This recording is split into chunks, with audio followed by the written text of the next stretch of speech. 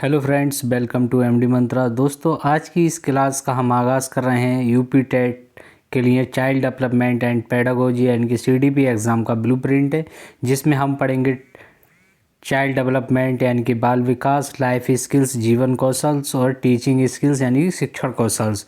UP TET और super TET के लिए ये क्लास आपके लिए रामबाण साबित होने वाली है। तो चलिए हम पहले इसका बेसिक जान लेते हैं। बेसिक के बाद में हमारा ये क्लास 1 है, उसके बाद में हम क्लास 2 करेंगे और धीरे धीरे हम सीडीपी के शून्य से शिखर तक लेकर जाएंगे। तो चलिए हम जानते हैं अब सीडीपी के बारे में। देखिए, psychology, the etymology what is a psychology. Psyche और लोगोस से मिलकर क्या बना है? साइकोलॉजी। ये क्या है? एक लैटिन ऑरेंज लैंग्वेज का शब्द है।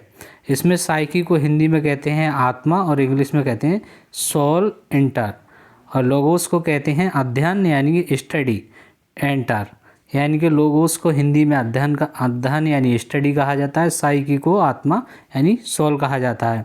ओरिजिनल डेफिनेशन है आत्मा का अध्ययन study of the soul, study of the soul. चलिए आगे चलते हैं। अब देखते हैं हम इसमें क्या आया। स्टेज 1। स्टेज 1 क्या है? स्टेज 1 है साइंस ऑफ सोल। पहले क्या था? साइकोलॉजी को साइंस ऑफ सोल कहा गया। 16वीं शताब्दी में यानी कि 16वीं सेंचुरी में प्लेटो, अरिस्टो और डेकार्टो ने क्या एक डेफिनेशन दी, आत्मा का विज्ञान, science of soul. Science of soul का खंडन किया, इसका रिजेक्शन हुआ। रिजेक्शन क्यों हुआ इसकी बात जानते हैं हम। Why it failed. आत्मा का कोई रंग, रूप, आकार या फिर प्रकार नहीं होता, इसलिए इसको रिजेक्ट कर दिया गया। क्योंकि जब इसका रंग नहीं है, ये दिखाई नहीं दे रही है, इसका कोई आकार नहीं है, तो इसलिए इसको क्या हुआ? रिजेक्ट कर दिया गया। फिर इसके बाद में स्टेज 2 पर आया साइंस ऑफ माइंड। क्या आया? Science of mind, stage 2। ये 17वीं शताब्दी की यानी कि 17वीं शताब्दी में हुआ। इसके संस्थापक कौन थे? पेम्पोनाजी। पेम्पोनाजी क्या थे? इसके संस्थापक थे। इन्होंने एक डेफिनेशन दी, मन व मस्तिष्क का विज्ञान यानी कि science of mind. Science of mind का भी खंडन हुआ यानी कि रिजेक्शन हुआ इसका।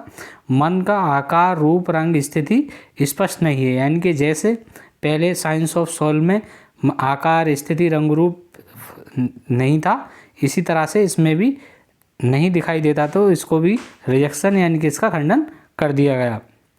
अब देखते हैं हम स्टेज 3। अभी क्या है? हम इसके सिर्फ बेसिक्स को जान रहे हैं, यानी कि इसका इतिहास है, यानी कि जो ये साइकोलॉजी है कहाँ से शुरू हुई है, सिर्फ हम इसके बारे में जान रहे हैं। स्टेज 3। स्टेज 3 क्या है? Science of consciousness. 19वीं शताब्दी में साइंस ऑफ कॉन्शियसनेस आया, यानी कि विलियम वुंट, विलियम जेम्स और विलियम सली ने इसकी डेफिनेशन दी, यानी कि चेतना का विज्ञान, साइंस ऑफ कॉन्शियसनेस। बाद में ये भी विवाद में आया, क्योंकि काफ़ी ज़्यादा कॉन्फ्लिक्ट हुए कि जब ये दिखाई नहीं देता तो इस पर कैसे हम अमल करेंगे, आप कैसे हम सीखेंगे, यानी कि विवाद, conflict. Critic William M dongle और बुक आउटलाइन ऑफ साइकोलॉजी लिखी गई। चेतना एक बहुत बड़ा शब्द है। ये बात किसने कही? क्रिटिसिज्म किसने किया है? विलियम मैकडोनल्ड ने। विलियम मैकडोनल्ड क्या? Consciousness is a very bad word. Reason क्या था इसका? It ignores the subconscious mind यानी कि अर्धचेतन मन, अनकॉन्शियस माइंड अचेतन मन यानी कि अचेतन माइंड इसका जो है ना, इन्होंने अर्धचेतन मन और अचेतन मन को नहीं देखा था, इसमें सिर्फ उन्होंने चेतना की बात की थी, तो इसलिए भी इसका भी कॉन्फ्लिक्ट हुआ और इस पर भी काफ़ी ज़्यादा विवाद हुआ। स्टेज 4 क्या है? स्टेज 4 है साइंस ऑफ बिहेवियर, यानी कि फाइनल सॉल्यूशन यहाँ पर निकला। Science of behaviour final solution निकला 20वीं शताब्दी, अब तक 20 centuries present. Watson, Skinner, Pavlov और थॉर्नडाइक, इन्होंने चारों ने एक डेफिनेशन दी व्यवहार का विज्ञान यानी कि साइंस ऑफ बिहेवियर। इसके बारे में क्या दिया ये देखते हैं। इसमें दिया द रेजुलेशन, व्यवहार का अध्ययन किया जा सकता है। व्यवहार का क्या है? अध्ययन किया जा सकता है। किसी भी स्थिति में व्यक्ति कैसा व्यवहार करता है उसको क्या देखा जा सकता है। अगर स्थिति अच्छी है तो वह अच्छा व्यवहार करेगा, स्थिति अगर ख़राब है तो वह खराब व्यवहार करेगा। यानी कि वर्डिक्ट सबसे सटीक परिभाषा, ये क्या था? एक सबसे सटीक परिभाषा थी। अब देखते हैं the journey of psychology. The journey of psychology, यहाँ से साइकोलॉजी की जर्नी शुरू होती है। मनोविज्ञान ने पहले अपनी आत्मा यानी कि सोल खोई, और फिर मन यानी माइंड खोया, इसका भी खंडन हुआ। फिर चेतना यानी कॉन्शियसनेस खोई, और आप व्यवहार यानी कि बिहेवियर को अपनाए हुए है। अभी क्या जो साइकोलॉजी पढ़ रहे हैं, साइकोलॉजी का जो मेन विचार है वो क्या है, हमारा बिहेवियर है। क्या है, बिहेवियर है। और इसके first systematic study the baby of biography 1774, Brunt सीने कौन थे, ये की फिगर है इनके पेस्टोलॉजी। सब्जेक्ट था अपने 3.5 साल के बच्चे की स्टडी, अपने 3.5 साल के बच्चे की इन्होंने स्टडी की। इन्होंने एक पुस्तक लिखी, इनका पब्लिकेशन था बेबी बायोग्राफी। इसका इम्पैक्ट क्या था, साइकोलॉजी का पहला सिस्टमेटिक अध्ययन, साइकोलॉजी का क्या था, ये पहला सिस्टमेटिक अध्ययन था, the first systematic study of psychology. अब आगे देखते हैं स्कूल्स ऑफ साइकोलॉजी यानी कि मनोविज्ञान के संप्रदाय। ये मनोविज्ञान के संप्रदाय आए थे। When the definition was the confirm different methods of immigrant सबसे पहला क्या था इसमें, संरचनावाद यानी कि स्ट्रक्चरलिज्म, फिर दूसरे नंबर पर था प्रकार्यवाद, और फिर मनोविश्लेषणात्मक मानवतावाद, फिर रचनावाद यानी कि निर्मितवाद, और फिर संज्ञानात्मकवाद, गेस्टाल्टवाद और व्यवहारवाद। ये 8 थे। इनको हम आगे जैसे जैसे हम CDP पढ़ेंगे यूपी टेट के लिए, इन सबको एक एक टॉपिक को 8 टॉपिक हैं, 8 टॉपिक को बहुत ही ज़्यादा डिटेल्स में पढ़ेंगे। यहाँ से काफ़ी सारे क्वेश्चन यूपी टेट एग्ज़ाम में बनते हैं। दोस्तों ये वीडियो अगर आपको पसंद आ रहा हो तो इसे लाइक करके चैनल को सब्सक्राइब कर लें, क्योंकि हम यूपी टेट के लिए इस वक्त पढ़ा रहे हैं। हमने CTET के लिए भी पढ़ा है। CTET की हमारी एक मैराथन पड़ी हुई है, जो हमने लास्ट मैराथन डाली थी CTET पेपर 1 में। उसी मैराथन से 30 क्वेश्चंस एग्जैक्ट पूछे गए थे, बस थोड़ा सा संख्याओं का फर्क था। आप उसको अगर जांचना चाहते हैं हम किस तरह से पढ़ाते हैं तो आप उसको देख सकते हैं। स्ट्रक्चरलिज्म यानी कि संरचनावाद यानी कि फर्स्ट स्कूल ऑफ साइकोलॉजी। इसके फाउंडर कौन थे, इसके फाउंडर थे स्ट्रक्चरलिज्म के यानी कि संरचनावाद के विलियम बुंट और टिचनर यानी कि हम ये बेसिक है, क्योंकि यूपी टेट में जो है फैक्ट पर क्वेश्चंस पूछे जाते हैं। तो ये पूछ लिया जाता है कि संरचनावाद का प्रवर्तक कौन था या फाउंडर कौन था, तो विलियम बुंट और टिचनर थे। इनका मेथड क्या था, ये अंतर्निरीक्षण करते थे, यानी कि अंतर का निरीक्षण करते थे कि अब मन में क्या चल रहा है। इन्होंने एक एक्सप्लेनेशन की दी, एनालाइजिंग द कॉन्शियस माइंड यानी कि चेतन by the looking within. इनका ओरिजिन क्या था, 1892 में कॉर्नेल यूनिवर्सिटी यानी कि की कॉन्सेप्ट क्या थे इनके, चेतना का स्वरूप सभी का अलग अलग होता है, यानी कि सोचने की शक्ति जो हर किसी की अलग होती है। चलिए सेकंड देखते हैं। सेकंड क्या है, फंक्शनलिज्म यानी कि प्रकार्यवाद। इसके फाउंडर कौन थे, विलियम जेम्स और जॉन डीवी और एंजेल थे। इनका कोर क्वेश्चंस क्या था, चेतना किसी तरह का कार्य करती है। चेतना क्या है, किसी तरह का कार्य करती है। कॉन्सेप्ट क्या था इनका, समायोजन यानी कि एडजस्टमेंट। जब एक्सप्लेनेशन हम देखते हैं तो क्या है, आपका माइंड वातावरण के साथ कैसे एडजस्टमेंट में काम करता है, यानी कि वातावरण के अनुरूप हम अपने माइंड को किस तरह से ढालते हैं। चलिए नेक्स्ट देखते हैं। नेक्स्ट क्या, ये है 3, ये है व्यवहारवाद यानी कि बिहेवियरिज्म। इसके फाउंडर कौन है, JB वाटसन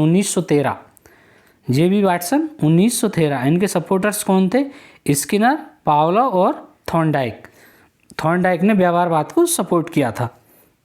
कोर बिलीफ क्या था, एनवायरनमेंट और हेरिडिटी। इन्होंने क्या था, कोर बिलीफ क्या था इनका, एनवायरनमेंट और हेरिडिटी यानी कि एनवायरनमेंट का ज़्यादा असर पड़ता है। जैसे तुम मुझे दर्जन भर बच्चे दो, मैं उन्हीं बच्चों को चोर, सिपाही, डॉक्टर, इंजीनियर कुछ भी बना सकता हूँ। ये बात किसने कही, JB वाटसन ने कही। और इसमें उम्र का भी दे रखा है, कितनी उम्र थी उसमें, वो 3.5 वर्ष दी थी, जो अपने इन्होंने बच्चे पर किया था। नंबर 4 पर आता है हमारा साइको एनालिसिस, मनोविश्लेषणात्मक। इसके फाउंडर कौन थे, मनोविश्लेषणात्मक सिद्धांत के सिगमंड फ्राइड थे। इनका फोकस किस पर था, अचेतन मन पर यानी कि अनकॉन्शियस माइंड पर इनका फोकस रहा है।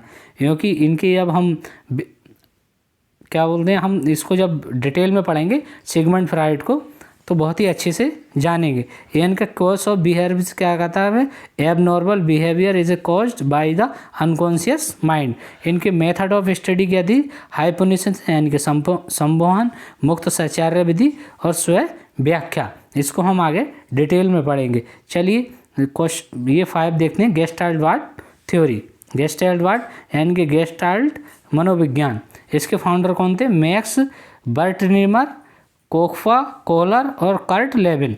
कर्ट लेविन क्या थे, ये इसके गेस्टाल्ट के संस्थापक थे।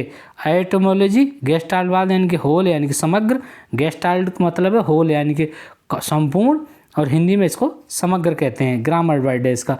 इनके कोर बिलीफ क्या थे, the whole is a greater than the sum its parts, sum its parts. Explanation इनकी थी समग्र या पूर्ण इम्पोर्टेंट है। समग्र क्या है, एक इम्पोर्टेंट है। इसको हम आगे उसको डिटेल में पढ़ेंगे। चलिए देखते हैं हम 6 मानवतावाद। मानवतावाद यानी कि ह्यूमनिज्म, मानवतावाद, इसके फाउंडर कौन थे, कार्ल रोजर्स। इसके फाउंडर ह्यूमनिज्म के मानवतावाद के जो फाउंडर कौन है, कार्ल्स यानी कि अब्राहम मोस्ले, कार्ल रोजर्स और अब्राहम मोस्ले हैं। इनका एम्फेसिस क्या है, free will be, self image and positively, क्या है, पॉजिटिवली। कोर गोल क्या है इनके, आत्मसिद्धि, आत्मसिद्धि यानी सेल्फ एक्चुअलाइजेशन। और की कॉन्सेप्ट क्या है हमारे, प्रत्येक व्यक्ति खुशहाल अब जीवन व्यतीत करे। प्रत्येक व्यक्ति क्या है, खुशहाल जीवन व्यक्ति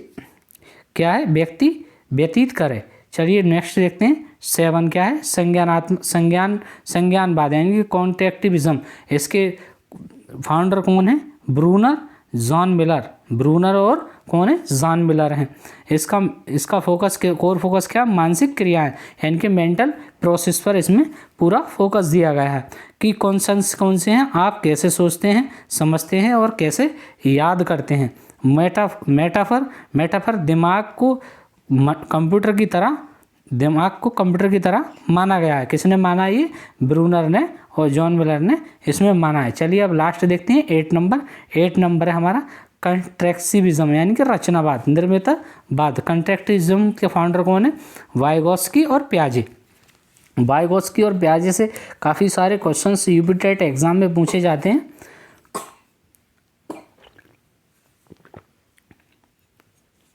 इसकी कोर बिलीफ क्या है, ये सक्रियता यानी कि बच्चा करके सीखता है, लर्निंग बाय डूइंग, इस पर दिया गया है। इनके नॉलेज क्या है, बच्चे अपने ज्ञान का निर्माण स्वयं करते हैं। बच्चे क्या है, अपने ज्ञान का निर्माण स्वयं करते हैं। प्रोसेसिंग क्या है, लर्निंग बिल्ड्स अपॉन प्रीवियस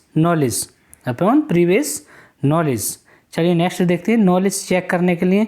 तो ये दिया knowledge check schools of thought. इसमें कुछ क्वेश्चंस दिए, जैसे who propounded functional psychology, William James, ये दिए हैं। चलिए आज की इस क्लास में बस इतना ही। हम नेक्स्ट क्लास में पढ़ेंगे बाल विकास के बारे में। उसको हम काफ़ी ज़्यादा डिटेल्स में पढ़ेंगे। तो आप देखते रहिए MD मंत्रा ऑफिशियल। धन्यवाद।